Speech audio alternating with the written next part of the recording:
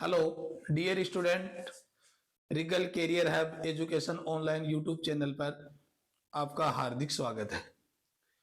Dear student, अपन उसी series में continue चलते हुए नेक्स्ट क्वेश्चन चैप्टर नंबर प्रथम जो अपना है फर्स्ट चैप्टर है विद्युत आवेश एवं विद्युत क्षेत्र, उससे आगे क्वेश्चनों की सीरीज को जोड़ते हुए नेक्स्ट क्वेश्चन पर चर्चा करेंगे।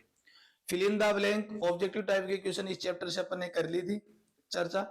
अब जो नेक्स्ट क्वेश्चन जो हमारे आ रहे हैं, जो लगभग 10 से 15 या 20 शब्दों तक आंसर जिनके सीमित होते हैं, उन क्वेश्चनों की श्रेणी में अपन आगे चलते हैं। उन श्रेणी के अंदर नेक्स्ट जो क्वेश्चन हमारा बनता है वो अति लघुतरात्मक प्रश्न या शॉर्ट आंसर क्वेश्चन में फर्स्ट क्वेश्चन जो हमारा है वो देखिए स्क्रीन पे। पहला क्वेश्चन क्या है अपना, एकल धनावेश के कारण विद्युत क्षेत्र रेखाएं दर्शाइए। किसके कारण? एकल धनावेश के कारण विद्युत क्षेत्र रेखाएं दर्शाइए। विद्युत क्षेत्र रेखाओं के अंदर अपन चर्चा करते हैं तो प्लस क्यू आवेश के कारण विद्युत क्षेत्र रेखाएं बाहर की तरफ निकलती है और माइनस क्यू आवेश के कारण अंदर की तरफ आती है। ध्यान रहे क्वेश्चन के अंदर पूछा गया है एकल धनावेश के कारण। किसके कारण है? एकल धनावेश के कारण। क्वेश्चन दो टाइप से पूछा जा सकता है, या तो एकल आवेश के कारण पूछा जा सकता है तो अपन प्लस और माइनस कौन सा भी क्वेश्चन कर सकते हैं, और एकल धनावेश या एकल ऋणावेश दिया गया है तो उसके अंदर एकल धनावेश के कारण तो बाहर की तरफ करेंगे और एकल ऋणावेश के कारण अंदर की तरफ करेंगे। नेक्स्ट क्वेश्चन, विद्युत द्विध्रुव को परिभाषित कीजिए। विद्युत द्विध्रुव को परिभाषित कीजिए। विद्युत द्विध्रुव क्या होता है कि जब भी कोई दो आवेश समान परिमाण के एवं विपरीत प्रकृति के आवेश एक निश्चित दूरी पर, निश्चित अलग दूरी पर स्थित होना चाहिए। डियर स्टूडेंट ध्यान दें, निश्चित दूरी का मीनिंग ये नहीं कि दूरी बहुत ज्यादा हो, अलग दूरी पर स्थित होना चाहिए। अलग दूरी पर स्थित है तो वह निकाय, अलग दूरी पर स्थित है तो वह निकाय विद्युत द्विध्रुव कहलाता है। क्या कहलाता है? विद्युत द्विध्रुव कहलाता है। ध्यान रहे इसी के साथ विद्युत द्विध्रुव के अंदर आदर्श विद्युत द्विध्रुव भी आता है। आदर्श विद्युत द्विध्रुव, आदर्श विद्युत द्विध्रुव कौन से वर्ड को विद्युत द्विध्रुव को बोला जाएगा? जिसके अंदर दोनों आवेशों का परिमाण तो उच्च हो, परिमाण क्या हो? उच्च, और बीच की दूरी अति अलग हो, तो उस निकाय को आदर्श विद्युत द्विध्रुव कहते हैं। क्या कहते हैं? आदर्श विद्युत द्विध्रुव। इसी के साथ साथ में एक नया कंटेंट इसी में लेके आते हैं पर विद्युत द्विध्रुव आघूर्ण, इसी क्वेश्चन के रूप में पूछा जाता है। विद्युत द्विध्रुव आघूर्ण में क्या होता है कि दोनों आवेशों में से किसी एक आवेश का परिमाण और दोनों आवेशों के बीच की दूरी का जो गुणनफल होता है उसको अपन क्या कहते हैं? विद्युत द्विध्रुव आघूर्ण। विद्युत द्विध्रुव आघूर्ण की यूनिट अपन ने पीछे भी क्वेश्चनों में चर्चा की थी, लेकिन साथ साथ ध्यान रहे यूनिट बार बार रिमाइंड करे ताकि वो यूनिट बार बार गलत ना हो। तो क्या है कि इसकी यूनिट क्या हो जाएगा? कूलाम, और क्या हो जाएगी? मीटर। यूनिट क्या हो जाएगी इसकी? Coulomb into metre. Next question, विद्युत क्षेत्र की तीव्रता को परिभाषित कीजिए। विद्युत क्षेत्र की तीव्रता को परिभाषित कीजिए। विद्युत क्षेत्र क्या होता है? किसी भी एक आवेश के चारों ओर का जो क्षेत्र होता है, आवेश के चारों ओर के क्षेत्र को क्या कहते हैं? विद्युत क्षेत्र। क्या कहते हैं? विद्युत क्षेत्र। विद्युत क्षेत्र की तीव्रता ई वेक्टर, विद्युत क्षेत्र की तीव्रता ई वेक्टर, ये एक सदिश राशि होती है। इसकी दिशा प्लस आवेश से माइनस आवेश, धनावेश से ऋणावेश की तरफ होती है। विद्युत क्षेत्र की तीव्रता क्या होती है? प्रति एकांक आवेश में, प्रति एकांक आवेश पर लगने वाले बल को क्या कहते हैं? विद्युत क्षेत्र की तीव्रता। ध्यान रहे यहाँ पर प्रति एकांक आवेश होता है, इसमें धनावेश वर्ड इसलिए दिया गया है क्योंकि विद्युत क्षेत्र की दिशा धनावेश से ऋणावेश की तरफ होती है।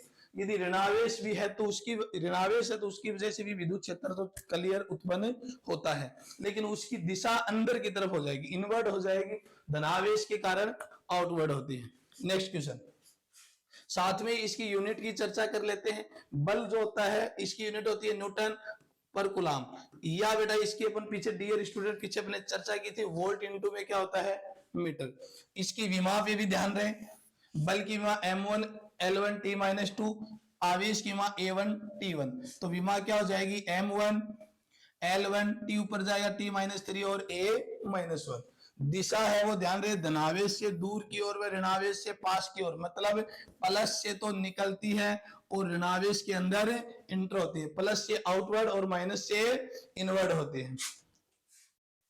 नेक्स्ट क्वेश्चन, पैरा विद्युतांक की परिभाषा बताइए। पैरा विद्युतांक की परिभाषा, निर्वात में जो हमने कूलाम बल पढ़ा था, निर्वात में कूलाम बल जो पढ़ा था, जब इसके बीच में एयर या वैक्यूम हो तो F इजल टू 1 में 4 pi epsilon not Q1 Q2 upon में आर स्क्वायर होता है। यदि यही चीज अपन मीडियम में पढ़ते हैं तो F मीडियम इजल टू 1 में 4 pi epsilon not epsilon r Q1 Q2 upon में आर स्क्वायर होता है। दोनों का अपन जब रेशियो निकालते हैं तो F अपॉन में FM equal to epsilon r आता है। F अपॉन में FM इजल टू में क्या आता है, एप्सिलॉन आर। तो डियर स्टूडेंट, यहाँ पर जो बल होता है उसकी परिभाषा क्या हो जाएगी, किन्हीं दो आवेशों के मध्य निर्वात में लगने वाला बल, ओके, तथा उन्हीं आवेशों के मध्य माध्यम में लगने वाले बल का अनुपात क्या हो जाएगा, पैरा विद्युतांक। क्या हो जाएगा, पैरा विद्युतांक। ध्यान रहे यहाँ बल है और नीचे भी बल है, तो ये मात्रकहीन हो जाएगा, unitless and dimension less. Unit less and जो विमाहीन और मात्रकहीन राशि बन जाएगी, क्योंकि न्यूटन से न्यूटन कैंसिल हो जाएगा, तो इसकी ना तो कोई यूनिट बचेगी और ना ही कोई विमा बचेगी। यह पदार्थ की प्रकृति पर निर्भर करता है। किस पर निर्भर करता है, पदार्थ की प्रकृति पर, और यह मात्रकहीन एवं विमाहीन राशि होती है। नेक्स्ट क्वेश्चन, विद्युत फ्लक्स, विद्युत फ्लक्स की से क्या आशय है, या बेटा इसके डियर स्टूडेंट यहाँ पर वर्ड चेंज हो सकता है, क्वेश्चन का ध्यान रखें। विद्युत फ्लक्स से क्या आशय है पूछ सकता है। विद्युत फ्लक्स किसे कहते हैं, विद्युत फ्लक्स क्या है, क्वेश्चन की लैंग्वेज में थोड़ा बहुत 19-20 चेंज मिल सकता है, इसमें घबराने की बात नहीं। सिर्फ यहाँ पर ध्यान रखना है कि विद्युत फ्लक्स क्या है, विद्युत फ्लक्स। हर कंडीशन के अंदर आंसर वही रहेगा, आंसर में कोई चेंज नहीं आएगा। क्या पूछा है, विद्युत फ्लक्स विद्युत क्षेत्र के लंबवत रखे पृष्ठ से गुजरने वाली विद्युत क्षेत्र रेखाओं की संख्या। डियर स्टूडेंट ध्यान रहे, ये कोई विद्युत क्षेत्र है, क्या है, विद्युत क्षेत्र। इसके अंदर कोई बंद पृष्ठ रख दिया, क्या कर दिया, बंद पृष्ठ। इस बंद पृष्ठ से गुजरने वाली विद्युत क्षेत्र रेखाओं की जो संख्या होती है, बंद पृष्ठ से गुजरने वाली विद्युत क्षेत्र रेखाओं की जो संख्या होती है, वो संख्या ही क्या कहलाती है, फ्लक्स कहलाती है। क्या कहलाती है, flux. Flux is equal to E dot में क्या होता है, डीएस। ई डॉट में डीएस। डेफिनेशन अपन फॉर्मूले से भी लिख सकते हैं, साथ में फॉर्मूला लिख करके, विद्युत क्षेत्र तथा बंद पृष्ठ के क्षेत्रफल का अदिश गुणनफल विद्युत फ्लक्स कहलाता है। यहाँ पर phi is equal to E dot DS लिख सकते हैं। क्या लिख सकते हैं, E DS cos theta, E dot DS की विद्युत क्षेत्र और क्षेत्रफल का अदिश गुणनफल विद्युत फ्लक्स कहलाता है। अब इसकी यूनिट अपन निकालते हैं, तो ई dot DS, e dot DS, तो ई की यूनिट होती है न्यूटन पर कूलाम और इसके होते हैं मीटर स्क्वायर। तो क्या हो जाएगा, न्यूटन मीटर स्क्वायर पर कूलाम। ध्यान रहे ये यूनिट काफी बार फिल इन द ब्लैंक में भी चर्चा कर चुके हैं और पीछे आ भी चुकी है, ऑब्जेक्टिव टाइप के क्वेश्चनों में भी चर्चा हो चुकी है। हर इस ऐसे फॉर्मूले की फर्स्ट चैप्टर से छोटे जो न्यूमेरिकल टाइप के क्वेश्चन होते हैं उनके यूनिट और विमा पूछे जाने की संभावना सबसे ज्यादा रहेगी। नेक्स्ट क्वेश्चन, विद्युत आवेश के मूलभूत गुणधर्म। मूलभूत कोई दो गुणधर्म पूछा, वैसे विद्युत आवेश के 5 गुणधर्म हैं। अब की बार सिलेबस अपडेट में एनसीईआरटी के अंदर विद्युत आवेश है उसके 2, 3, 4 गुणधर्म ही ले रखे, कुछ गुणधर्म हटा दिए हैं, लेकिन अपने को 5 गुणधर्म याद रखना है। पहला गुणधर्म है विद्युत आवेश एक अदिश राशि होती है। यहाँ पर जो 2 गुणधर्म लिए गए हैं वो दोनों गुणधर्म वही लिए गए हैं जिनसे पर्सनल क्वेश्चन भी बन सकते हैं। सिंगल 1 नंबर का क्वेश्चन डायरेक्ट भी पूछा जा सकता है, न्यूमेरिकल भी पूछा जा सकता है, इसलिए उन दोनों गुणधर्मों को शामिल किया गया है। बाकी अपने को सब पे चर्चा करनी है। पहला क्या है कि यह एक अदिश राशि है। कौन सी राशि है, अदिश राशि। दूसरा क्या है, योज्यता का गुणधर्म। क्या है, योज्यता का गुणधर्म। योज्यता का गुणधर्म बोलते हैं कि जब भी कोई निकाय है उसके अंदर यदि Q1 Q2 Q3 Q4 Q5 Qn आवेश है, जितने भी आवेश है Q1 Q2 Q3 Q4 Q5 जितने भी आवेश हैं, तो इसका टोटल आवेश सभी आवेशों का बीजगणितीय योग होता है। क्या होता है, बीजगणितीय योग। ये होता है आवेशों का योज्यता का गुणधर्म। तीसरा जो होता है वो होता है आवेश निश्चरता का गुणधर्म। क्या होता है, आवेश निश्चरता का गुणधर्म। निश्चरता गुणधर्म, ये निश्चरता का गुणधर्म बोलता है कि कोई भी निकाय है वो ये जिसके ऊपर 5 कूलाम आवेश है, सपोज करें, तो वो आवेश यदि स्थिर अवस्था में है तो भी 5 कूलम रहेगा, और आवेश गतिशील अवस्था में है तो भी 5 कूलम रहेगा। दैट मीन्स कि आवेश निकाय की गतिशीलता और स्थिर अवस्था पर निर्भर नहीं करता है। ओके है। आवेश क्वांटीकरण का गुणधर्म और आवेश संरक्षण का गुणधर्म, आवेश को न तो नष्ट किया जा सकता और ना ही उत्पन्न किया जा सकता। यह एक जो आवेश होता है वो एक वस्तु से दूसरी वस्तु पर स्थानांतरित किया जाता है। Okay, next question. एक समान अनंत समतल चादर के कारण समीप विद्युत क्षेत्र का सूत्र लिखिए। ध्यान रहे ये दूरी पर तो निर्भर करता ही नहीं है। गाउस के नियम की जो एप्लीकेशन है, अनुप्रयोग है, वहां से जो क्वेश्चन लिया गया है। तो ये समतल चादर है जिसको प्लस क्यू आवेश से आवेशित कर दिया। इससे किसी एक बिंदु पर आर दूरी पर विद्युत क्षेत्र का मान पूछा गया है। इसका मान पूछा गया है, विद्युत क्षेत्र का मान। तो डायरेक्ट अपन निकाल सकते हैं कि ई की जो वैल्यू होती है वो सिग्मा अपॉन में 2 एप्सिलॉन नॉट होती है। गाउस के नियम के अनुप्रयोग से आता है। अब की बार गाउस के नियम का अनुप्रयोग पूरा डिस्क्राइब करना, एक्सप्लेन करना नहीं आएगा, क्योंकि बड़ा क्वेश्चन बनता है। बड़ा क्वेश्चन अगली बार इस चैप्टर से आने की संभावना नहीं है अकॉर्डिंग टू ब्लूप्रिंट। तो 1.5 नंबर का क्वेश्चन आएगा तो 1.5 नंबर का न्यूमेरिकल आने की संभावना, डेरिवेशन नहीं आएगी। इसलिए डायरेक्ट फॉर्मूला ही अपने को याद रखना कि E equal to sigma upon 2 epsilon not. ध्यान रहे इसके ऊपर 2-3 क्वेश्चन और बनते हैं। पूछ सकता है कि विद्युत क्षेत्र दूरी पर निर्भर करता है कि नहीं करता, उसका ग्राफ बनाइए। तो डियर स्टूडेंट, ई व आर में ग्राफ है वो इस टाइप से आएगा, क्योंकि ये दूरी पर निर्भर नहीं करता है। नेक्स्ट, इसकी जो वैल्यू होती है वो हर डिस्टेंस पे सिग्मा अपॉन 2 एप्सिलॉन नॉट होती है। डिस्टेंस का मतलब ये नहीं कि बहुत ज्यादा दूरी, मतलब समीप विद्युत क्षेत्र लगभग समथिंग कुछ दूरी पर ही होता है, बहुत ज्यादा दूरी पर ये चर्चा नहीं कर सकते। नेक्स्ट क्वेश्चन, विद्युत क्षेत्र रेखा एकाएक नहीं टूट सकती। विद्युत क्षेत्र रेखा एकाएक नहीं टूट सकती, उसका कारण क्या होता है? ये प्लस आवेश है और ये क्या है? माइनस आवेश। विद्युत क्षेत्र रेखा ऐसा रहेगी, बीच में ऐसे नहीं टूट सकती। इसका कारण ये है कि जहां भी विद्युत क्षेत्र रेखा टूटेगी मतलब वहां विद्युत क्षेत्र का मान 0 है। और विद्युत क्षेत्र का मान 0 दो ही कंडीशन में हो सकता है, या तो Q इक्वल टू 0 हो या distance R equal to infinite हो। क्या हो? Q इक्वल टू 0 या R इक्वल टू इनफाइनाइट। उन दोनों पोजीशनों में E इक्वल टू क्या होता है? 0। यहाँ पर दोनों पोजीशन ही लागू नहीं होती। इस कारण अपन बोल सकते हैं कि कोई भी विद्युत क्षेत्र रेखा एकाएक नहीं ब्रेक नहीं हो सकती, टूट नहीं सकती। नेक्स्ट क्वेश्चन, लघुत्रात्मक क्वेश्चन, जो 1.5 नंबर का जो क्वेश्चन पूछा जाता है उनके ऊपर चर्चा करते हैं अपन आगे। नेक्स्ट, न्यूमेरिकल टाइप का क्वेश्चन ही मिलेगा, ज्यादातर संभावना न्यूमेरिकल आने की ही संभावना है। तो इसमें क्या है कि HCl अणु में H प्लस और Cl माइनस आयन के मध्य की दूरी 1 एंगस्ट्रॉन है। क्या है? 1 एंगस्ट्रॉन। HCl अणु के विद्युत द्विध्रुव आघूर्ण का मान ज्ञात कीजिए। किसका मान ज्ञात करना है? विद्युत द्विध्रुव आघूर्ण का। विद्युत द्विध्रुव आघूर्ण P equal to Q dot में 2D होता है। क्या होता है? P equal to Q dot में 2D। अब Q की वैल्यू तो दोनों आवेशों पर, एक पर धनावेश है और एक पर क्या है? ऋणावेश। प्लस और दूसरा हो गया Cl माइनस। तो द्विध्रुव आघूर्ण का निर्माण हो गया।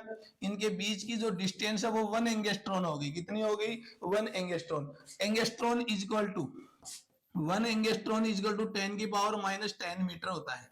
कितना होता है? 10 की पावर माइनस 10 मीटर। किसी एक आवेश के ऊपर आवेश की मात्रा निकालनी है अपने को। किसकी मात्रा निकालनी है? आवेश। इस पर धनावेश और इस पर क्या है? ऋणावेश। तो Q इक्वल टू वैल्यू आ जाएगी 1.6 इंटू 10 की पावर माइनस 19 कूलम। R की वैल्यू अपने को गिवन है, या 2D की वैल्यू अपने को गिवन है, वैल्यू पुट कर सकते हैं अपन। पुट करेंगे तो 10 की पावर माइनस 2 और मिलकर के 1.6 इंटू 10 की पावर माइनस 29 कूलम इंटू क्या हो जाएगा? मीटर। ध्यान रहे विद्युत द्विध्रुव आघूर्ण की दिशा भी अपने को बतानी पड़े तो Cl से H प्लस बोले। Cl से क्या बोले? H plus. ऋणावेश से धनावेश की तरफ। Okay, next question. यदि किसी पिंड में 1 सेकंड में 10 की पावर 9 इलेक्ट्रॉन अन्य पिंड में स्थानांतरित हो रहे, ध्यान रहे 1 सेकंड में कितने इलेक्ट्रॉन स्थानांतरित हो रहे हैं? 10 की पावर 9। तो 1 कूलम आवेश के स्थानांतरण में कितना समय लगेगा? 10 की पावर 9 इलेक्ट्रॉन स्थानांतरण में 1 सेकंड का टाइम लगता है। कितना लगता है? 1 सेकंड का। तो डियर स्टूडेंट ध्यान रहे 10 की पावर 9 इलेक्ट्रॉन स्थानांतरण के लिए, तो एक इलेक्ट्रॉन में क्या हो जाएगा 10 की पावर 9 इंटू 1.6 इंटू 10 की पावर -19 कूलाम के लिए जो लगा जो समय है वो भी कितना रहेगा 1 सेकेंड। 1 कूलाम के लिए हो जाएगा 1/10 की पावर 9 इंटू 1.6 इंटू 10 की पावर -19। और अपन यदि इसके लिए निकालते हैं 1 कूलाम के लिए तो इसको सॉल्यूशन करेंगे अपन, तो हमारे पास वैल्यू आएगी 6.25 इंटू 10 की पावर +9, क्योंकि ऊपर जाएगा तो 20 हो जाएगा, ये डेसिमल कैंसिल हो जाएगा, ये माइनस में चला जाएगा, और ऊपर इसको करेंगे तो 1100 इंटू 10 की पावर 9 अपॉन में 16 डिवाइड करेंगे तो 2.65 इंटू 10 की पावर 9 सेकेंड लग जाएगा। Okay, next question. अब की बार बहुत अच्छा और इंपॉर्टेंट क्वेश्चन है, ध्यान रहे। एक इलेक्ट्रॉन 0.30 मीटर व्यास, कितना 0.30 मीटर व्यास के वर्ताकार पथ पर अनंत रेखीय आवेश के चारों ओर चक्कर लगा रहा है। चारों ओर क्या लगा रहा है, चक्कर लगा रहा है, जिसकी त्रिज्या कितनी रहेगी r। यदि रेखीय आवेश घनत्व लेमडा की जो वैल्यू अपने को गिवन है, लेमडा की वैल्यू है वो कितनी है 10 की पावर -6 कूलाम पर मीटर। इलेक्ट्रॉन की चाल ज्ञात कीजिए। डियर स्टूडेंट ध्यान रहे, इलेक्ट्रॉन की चाल, तो इलेक्ट्रॉन की चाल दो ही कंडीशन में रहेगा। यदि इलेक्ट्रॉन चारों ओर चक्कर लगा रहा है तो इसके ऊपर लगने वाला विद्युत बल अभिकेंद्रीय बल से संतुलित रहेगा। विद्युत बल किससे संतुलित रहेगा, अभिकेंद्रीय बल से। तो अभिकेंद्रीय बल का फॉर्मूला था mv²/r इक्वल टू QE। अपने को वैल्यू किसकी निकालनी है, V की। तो E की जो फॉर्मूला होता है अनंत रेखीय आवेश के कारण, तो 2k लेमडा अपॉन में क्या हो जाएगा R। तो 2k लेमडा अपॉन में क्या पुट कर दिया अपन ने R, R से R cancel out, V square करेंगे तो V square equal to 2k 2 lambda upon में M। V की वैल्यू निकालनी है तो ये वैल्यू किस में आ जाएगी अंडर रूट में। Q की वैल्यू यहाँ पर इलेक्ट्रॉन दिया है, इलेक्ट्रॉन के लिए चार्ज होता है 1.6 इंटू 10 की पावर -19 कूलाम, जो हमने पुट कर दिया।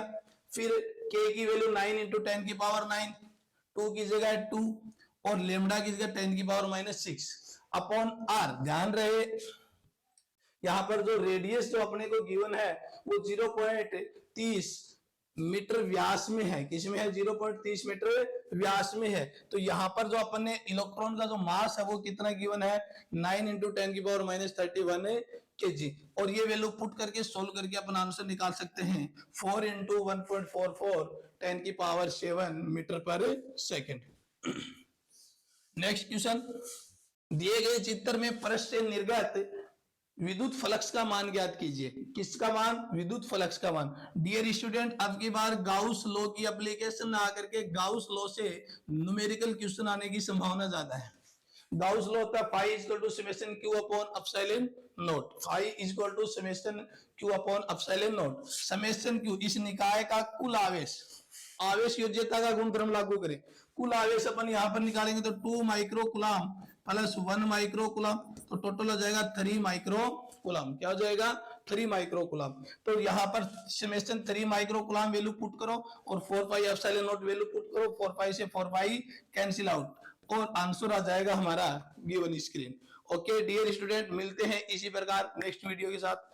लाइक करें और अपने फ्रेंड को शेयर करें। Thank you so much.